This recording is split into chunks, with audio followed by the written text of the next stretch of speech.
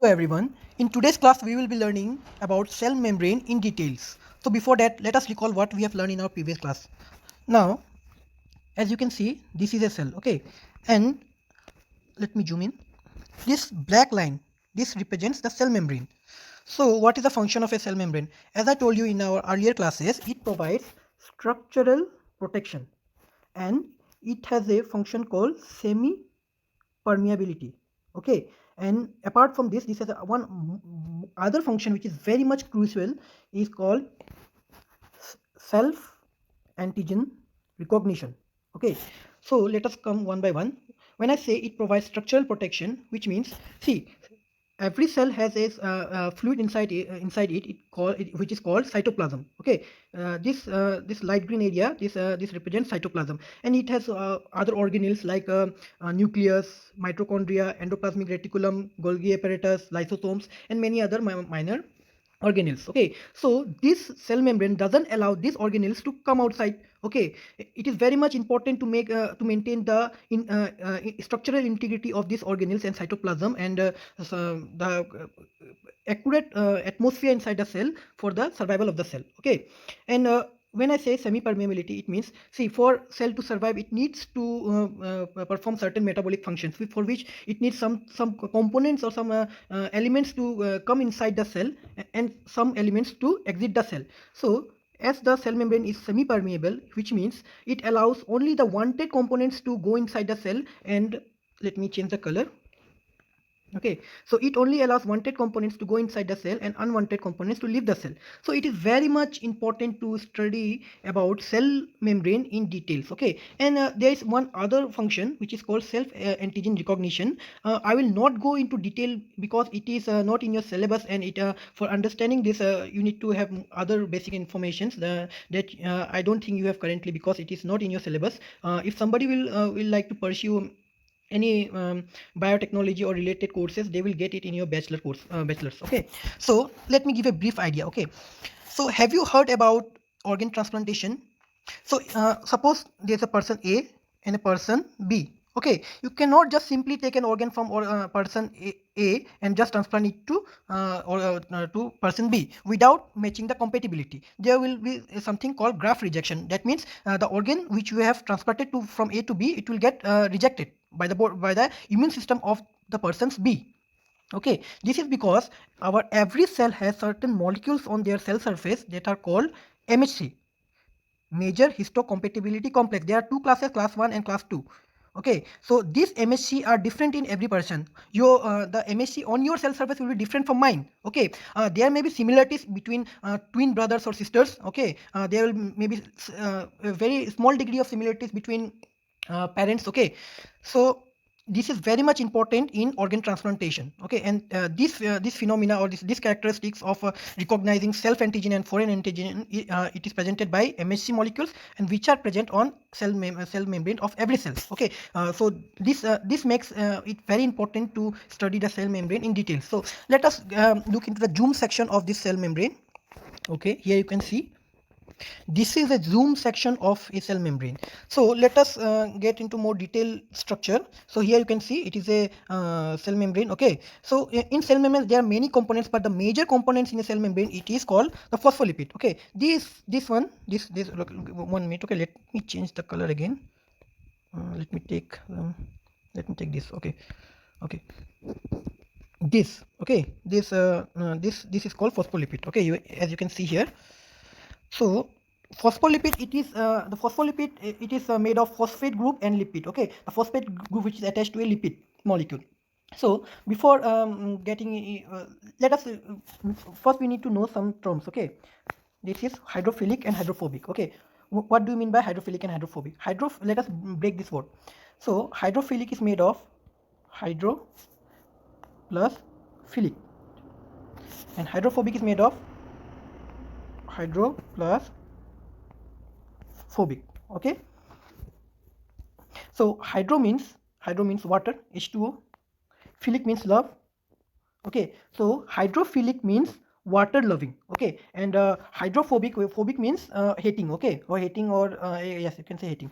So hydrophobic means it repels water, okay, it doesn't like water. So this head of the phospholipid, okay, it is water loving, okay, it will always attract water, and the tail portion of a phospholipid, it will always repel water, okay. So this is a major property of a phospholipid. So which is a major component of a cell membrane, okay. So the cell membrane also has some other molecules in it. Let us see. So in cell membrane you can majorly find phospholipid, and then you will get some protein molecules, okay. The protein molecules have various function in this cell. As I told you, it acts as a recognition factor.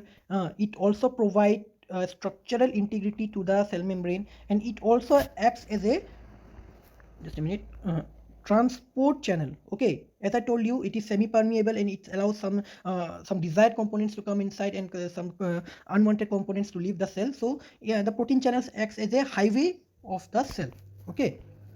So this is the let me come to I forgot to mention, you will find also cholesterol molecules in the cell, okay. These have also important functions, it provides the flexibility to the cell membrane, and it has also many other functions. We will get into it in other class. So now I will be playing a short animation video which will give you a very good idea about the cell membrane, okay. And after that, in this month, and I will be sending you questionnaires based on these classes that I have taken, okay. And there will be some more classes on the cell biology.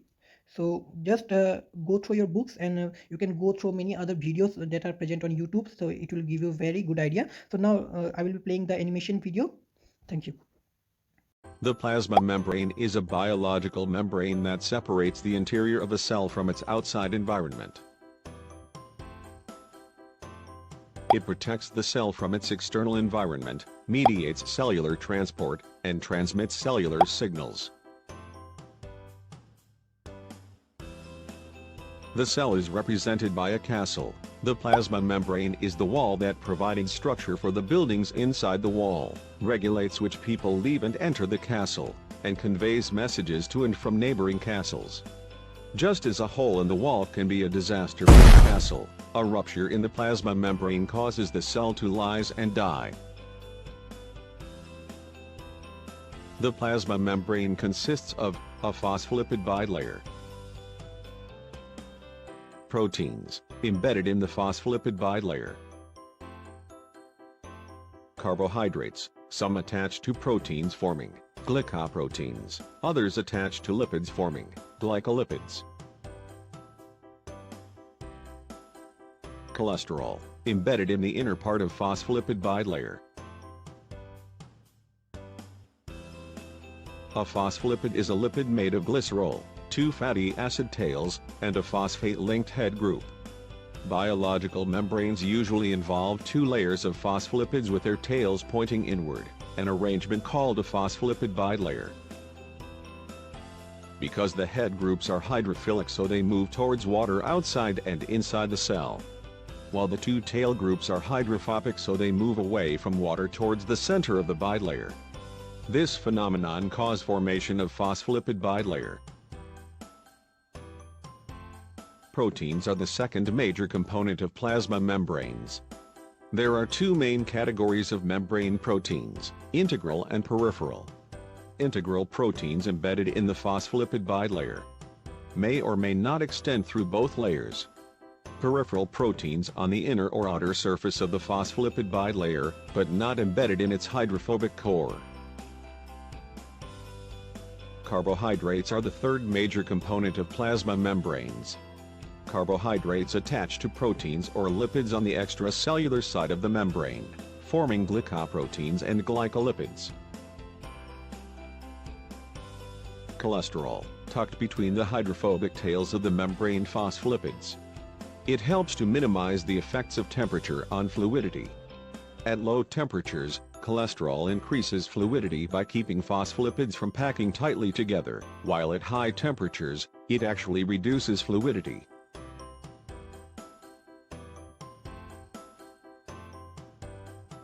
The movement of a substance across the selectively permeable plasma membrane can be either passive, that is, occurring without cellular energy, or active, that is, Its transport requires cellular energy.